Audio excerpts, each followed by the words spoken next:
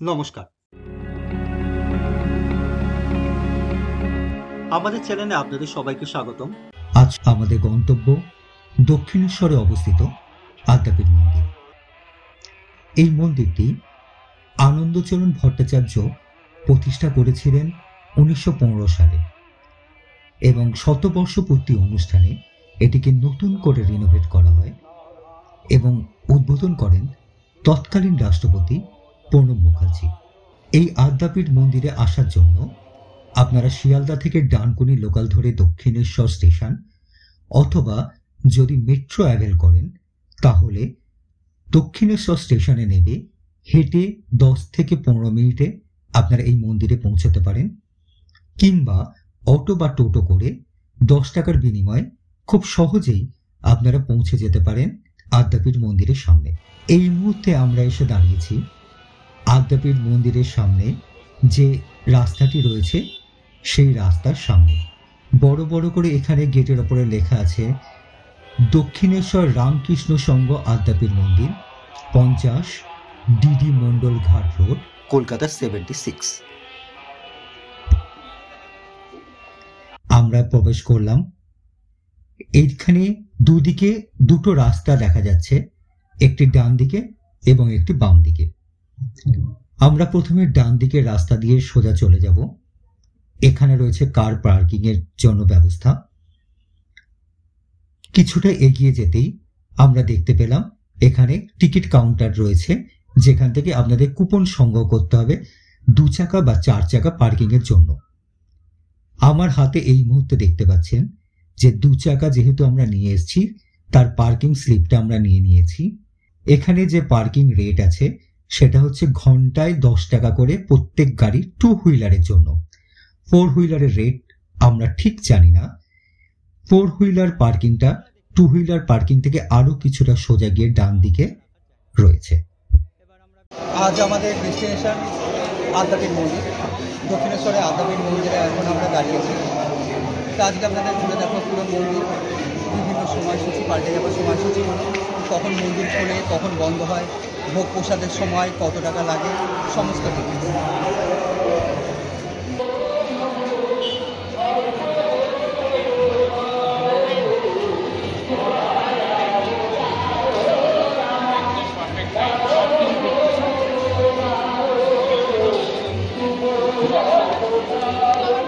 আমরা চলে আসি যেখানে প্রসাদের কুপন দেওয়া হয়।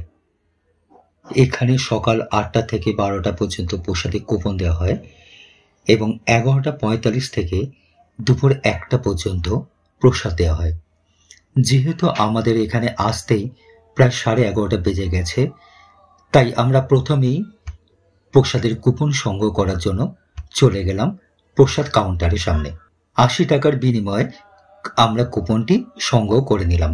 এই মুহূর্তে আমার হাতে যেটি দেখতে পাচ্ছেন সেটি রামকৃষ্ণ মিশন আদ্যাপীঠ সঙ্গে প্রসাদের কুপন। বসে খেতে পারেন অথবা পার্সেলেরও ব্যবস্থা আছে। সেক্ষেত্রে আপনাকে নিজস্ব কন্টেনার নিয়ে আসতে হবে, যার মাধ্যমে আপনি প্রসাদ বাড়িতেও সংগ্রহ করে নিয়ে যেতে পারেন।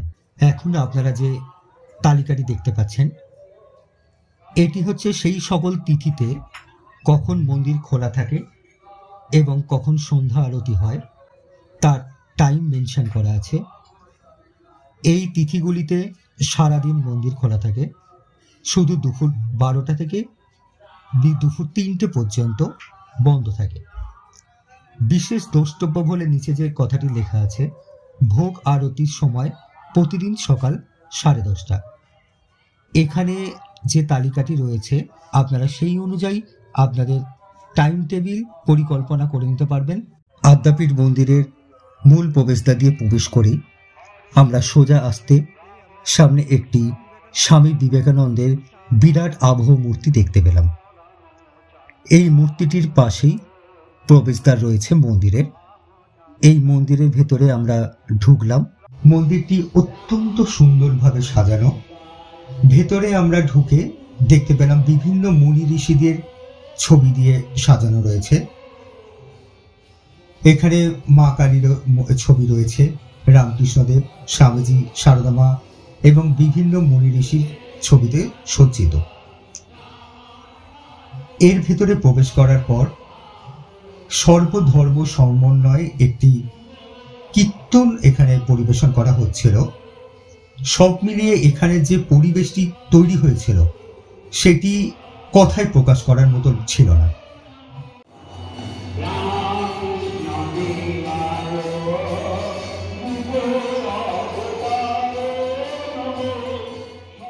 আদ্যামায়ের যে মন্দিরটি রয়েছে তার ডান পাশে এবং বাঁ পাশে 3টি করে শিব মন্দির রয়েছে। প্রত্যেকটি মন্দিরে একটি করে শিবলিঙ্গ প্রতিষ্ঠিত করা আছে। এবার আমরা এসেছি এখানে শিবলিঙ্গের কাছে। এখানে পরপর সবকটি শিবলিঙ্গগুলো আছে, আমরা একটু দেখে নেব শিবলিঙ্গগুলো।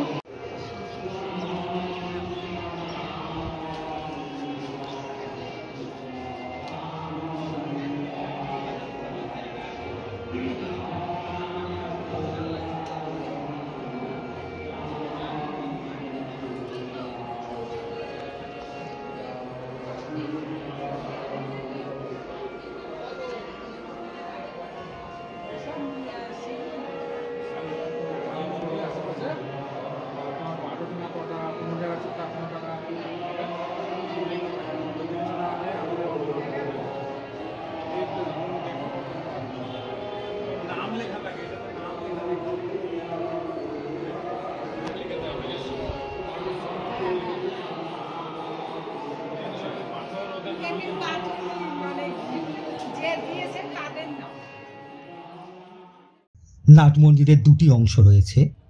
সামনের অংশটি মহিলাদের জন্য এবং পেছনের অংশটি পুরুষদের জন্য। যখন এই আদ্যামায়ের মন্দিরে আরতি হয় তখন এই নাট মন্দির থেকে দাঁড়িয়ে সরাসরি সেই আরতি দর্শন করতে হয়। আমরা নাট মন্দিরের ভেতরে দেখতে পাচ্ছি রামকৃষ্ণদেবের একটি ছবি রয়েছে। মা কালীকে এখানে কল্যাণী রূপে পুজো করা হয়। এছাড়াও রাধাকৃষ্ণর মূর্তি আমরা দেখতে পাচ্ছি। মন্দিরের মূল প্রবেশদ্বার দিয়ে প্রবেশ করার পর বাঁদিকের অংশটি দিয়ে আপনারা যদি হেঁটে যান সোজা, প্রথমে 3টি শিব মন্দির, তারপরে আদি মায়ের মন্দির এবং পরে আরও 3টি শিব মন্দির পাবেন। তারপর প্রসাদ গ্রহণের জন্য যে ভোগ কুপন দেওয়া হয় সেই কুপন কাউন্টার। সেখান থেকে আরও একটু এগিয়ে গেলে ডান হাতে একটি চওড়া রাস্তা রয়েছে, সেই রাস্তা দিয়ে যেতে হয় ভোগ গ্রহণ কেন্দ্রের দিকে। ঘড়ির কাঁটায় এখন 12:30। আমরা চললাম সেই ভোগ গ্রহণ কেন্দ্রের দিকে। যাওয়ার পথে বাঁ হাতে আমরা দেখতে পেলাম যুগল মন্দির। মন্দিরের ভেতরটি দেখাতে না পারার জন্য আমরা আন্তরিকভাবে দুঃখিত, কারণ মন্দিরটি বন্ধ ছিল। আমরা বাইরে থেকেই দেখে নিচ্ছি মন্দিরের কারুকার্য এবং বিভিন্ন আশপাশের অংশগুলো। ভেতরে ঢুকতে না পারার জন্য আমরাও খুবই দুঃখিত হলাম। যদি পরে কখনো সম্ভব হয় আপনাদেরকে নিশ্চয়ই অন্য কোনো ভিডিওতে এই যুগল মন্দিরের দৃশ্যটি দেখানোর চেষ্টা করব। ভোগ গ্রহণ কেন্দ্রে পৌঁছানোর আগেই ডান হাতে আরও একটি কাউন্টার আপনারা দেখতে পাবেন, যেখানে লেখা আছে জুতার ঘর। এখানে জুতো জমা রাখার জন্য কাউন্টারটি করা হয়েছে। জনপ্রতি 2 টাকার বিনিময়ে আপনি আপনার জুতো এখানে জমা রাখতে পারেন। আমরা চলে এসেছি ভোগ গ্রহণ কেন্দ্রের ঠিক সামনে। আমরা আস্তে আস্তে ভোগ গ্রহণ কেন্দ্রের দিকে প্রবেশের দিকে যাচ্ছি। আমাদের আগে কয়েকজন ব্যক্তি ছিলেন, আমরা তাদের পরে গিয়ে দাঁড়ালাম। একে একে করে কুপন দেখিয়ে ভোগ গ্রহণ কেন্দ্রের দিকে আমরা অগ্রসর হলাম। কুপন দিয়ে ভোগ গ্রহণ কেন্দ্রের ভিতরে আমরা প্রবেশ করলাম। প্রসাদ গ্রহণ ঘরের ভেতরের দৃশ্য।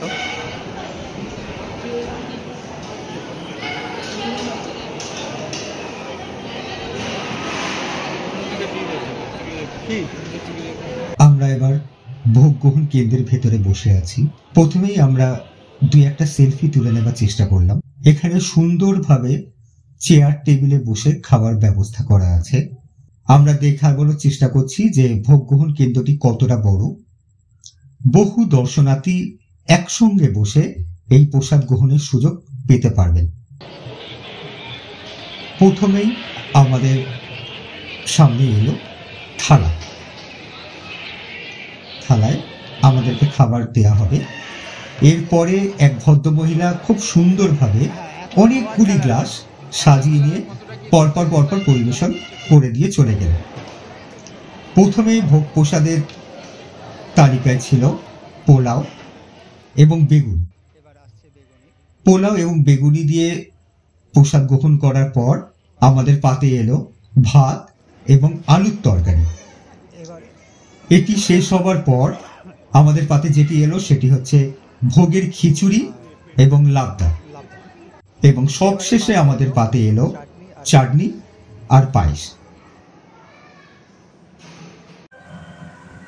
এই হচ্ছে সেই রান্নাঘর যেখানে ভোগ তৈরি করা হচ্ছে এবং সেই ভোগই পরিবেশন করা হচ্ছে। আমরা যেখানে দাঁড়িয়ে আছি বিশাল উনুনের সামনে দেখছি খিচুড়ি তৈরি হচ্ছে। বিশাল বিশাল আগুনের চুলিতে খিচুড়ি আর বেগুনের তরকারি রান্না করা হচ্ছে। যেখানে প্রসাদ আমরা গ্রহণ করলাম সেখান থেকে সোজা এসে আমরা দেখতে পেলাম একটি গোয়াল ঘর। তারপরে আমরা সেখান দিয়ে আবার সোজা আসা শুরু করলাম। কিছুটা আসার পরই এটি একটি বিএড কলেজ।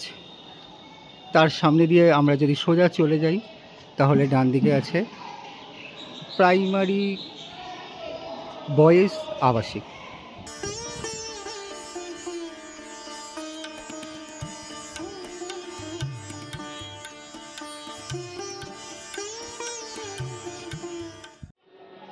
এই সেই বট গাছ যেখানে লোকে বিভিন্ন ধরনের লাল রঙের সুতো বাঁধে বিভিন্ন মানত করে।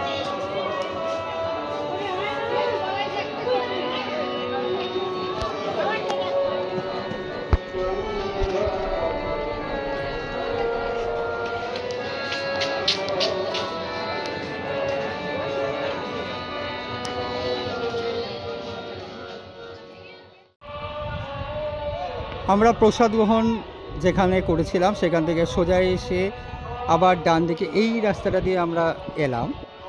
এই গলিটা দিয়ে প্রসাদ গ্রহণের ছিল। সেখান থেকে এসে আমরা ডান দিকে ঘুরতে একটি শিবলিঙ্গ দেখলাম, সম্পূর্ণ শ্বেত পাথরের শিবলিঙ্গ। যেরকম ঝর্ণা বা ফাউন্টেন হয় সেই ধরনের মতো দেখতে, কিন্তু অপূর্ব তার শোভা। সম্পূর্ণ শ্বেত পাথরের শিবলিঙ্গটি।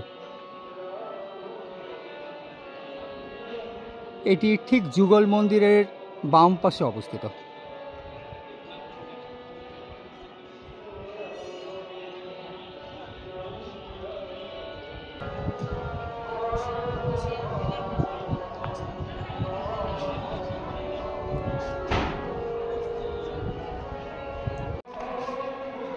আমরা টু হুইলারের পার্কিংয়ের এইখান থেকে গাড়িটা নিয়ে নিলাম। এবার আমরা বেরিয়ে যাব বাড়ির উদ্দেশ্যে।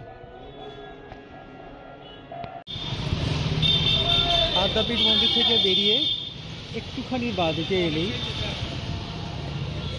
আরেকটি সুন্দর মন্দির রয়েছে। এটা রাধাকৃষ্ণ মন্দির। যদি এই যাত্রাটি আপনাদের ভালো লেগে থাকে তবে দয়া করে লাইক বোতামটি প্রেস করবেন, চ্যানেলটি সাবস্ক্রাইব করুন এবং এই ভিডিওটি আপনার ভ্রমণপ্রেমী বন্ধুদের সাথে শেয়ার করুন।